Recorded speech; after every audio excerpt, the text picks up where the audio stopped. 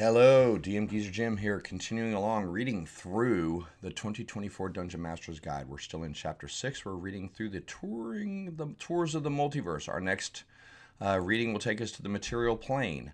Let's get into it. The Material Plane. Worlds of the Material Plane are infinitely diverse, but it was not always so. Some legends speak of a primordial state, a single reality called the First World, where many of the peoples and monsters that inhabit the worlds of the Material Plane originated.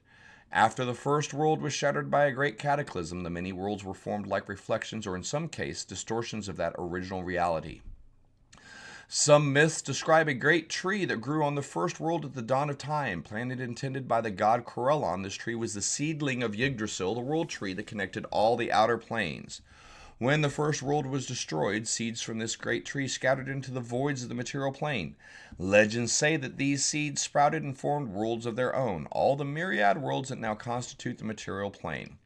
The most widely known worlds are the ones that have been published as official campaign settings for the D&D game over the years, many of which are shown on the D&D settings table in Chapter 5. If your campaign takes place in one of these settings, your version of it can diverge wildly from what's in print. Traveling between worlds. Transit between the worlds of the material plane is rare but not impossible and can be accomplished in a variety of ways. The dream of other worlds. Aided by magic, travelers can fall into a deep slumber and dream themselves into a new world. The Great Journey. Characters can undertake an epic voyage fraught with peril and obstacles to be overcome. One route leads through wild space and across the astral plane aboard a vessel powered by magic. The astral plane section of this chapter describes wild space. It's also possible to travel through the Shadowfell or the Feywild, though such routes are less charted and no less perilous. The leap to another realm. The most direct method involves the use of spells such as teleportation circle or teleport, or magical portals like those described in this chapter. This magic causes the user to appear in a known teleportation circle or some other location in another world.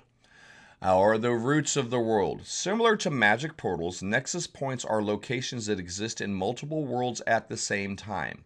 These points might be located at or near the roots of the world, the places where the seedlings of the first world's great tree took root and grew into a new world. A nexus point can be a geographical feature, such as an enormous tree, a mountain or mesa, a yawning cavern deep under the mountains, or a meteorite in an enormous crater. It might also be a constructed feature, a lonely tower or castle, a bustling tavern, or even a city. Normally, visitors to these places return to the same world they came from when they depart, but it's also possible to use a nexus point to travel from one world to another. Depending on the place, shifting worlds might require the use of magic. An object from the desired destination world is sort of a key, nothing more than an act of will. Some nexus points exist in multiple worlds, but not at the same time. They flit from world to world, disappearing from one and appearing in another according to a regular schedule.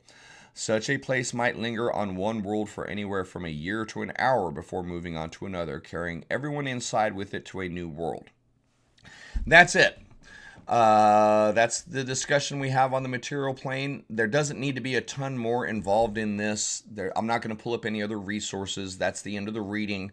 Pretty simplistic stuff.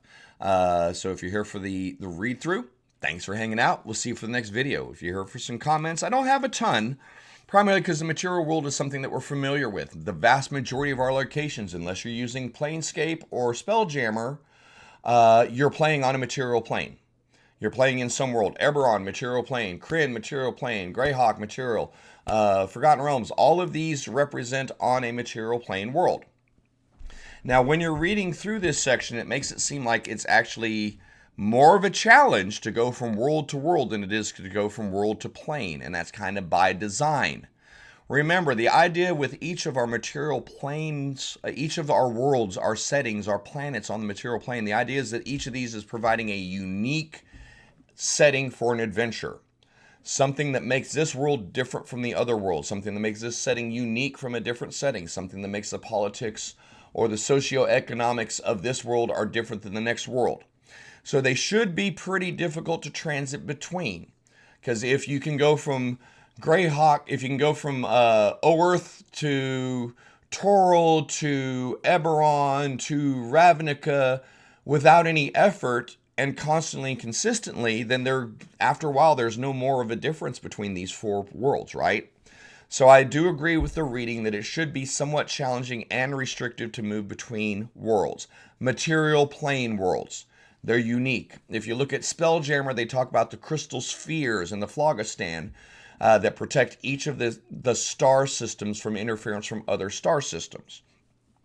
That's one of the other products you can use if you want to transit between worlds. If you want to use space flights, treasure planet, themes of adventure, then you go with Spelljammer to handle traveling world for world. Otherwise, you're using our typical portals, vortices, the Feywild, the Shadowfell.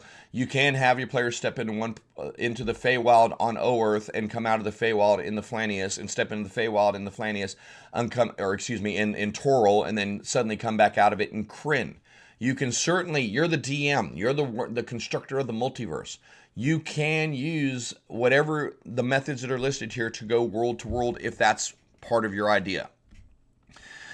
But I would use a little bit of caution, because the vast majority of a population on a world only knows what's on their world as reality. So if you have an elephant guy, a Loxodon from Ravnica pops into, Eberron, well, yeah, it's going to be, what the hell are you? We've never seen your kind of thing here before. So there should be distinguishing features between your material planes, just as there are distinguishing features between your outer planes. What makes your world unique? And why is it unique? Part of that is because we don't have a lot of transit from other worlds. We don't have a lot of species that don't live on our world showing up from out of nowhere. We don't have a lot of classes or subclasses or gods or pantheons or whatever, So use caution when you're mixing material planes. The outer planes, the inner planes are so powerful that it doesn't care about your players, okay? When you're going to Limbo, for example, the chaotic soup, Limbo doesn't care where your people are from. It's just going to crush you between your rocks. I don't care if you're Thri-Kreen. I don't care if you're Goliath. I don't care if you're human. I don't care about your material world when you're in the outer planes. So that's one of the advantages of that. If you want to start mixing races and classes from different settings with each other, I recommend that you use Planescape for your setting, because it allows for a little bit more understanding and balance. Be very cautious about moving creatures and races from one setting to another that weren't built for each other. But that's all I'm gonna leave it there. This is a pretty good section, giving you ideas to move your players between material plane worlds. But that's all this section is about. We don't need to talk about the material plane, because every adventure book, every setting guide, everything out there is talking about a material plane world. So I'm going to go ahead and end the video there. Thank you guys so much for hanging out. DM Geezer Jim here. Join us over on Twitch for live chat. More importantly, I appreciate your time, and hopefully we'll see you for the next one. Yeah, that's kind of it. See you guys soon. Take care.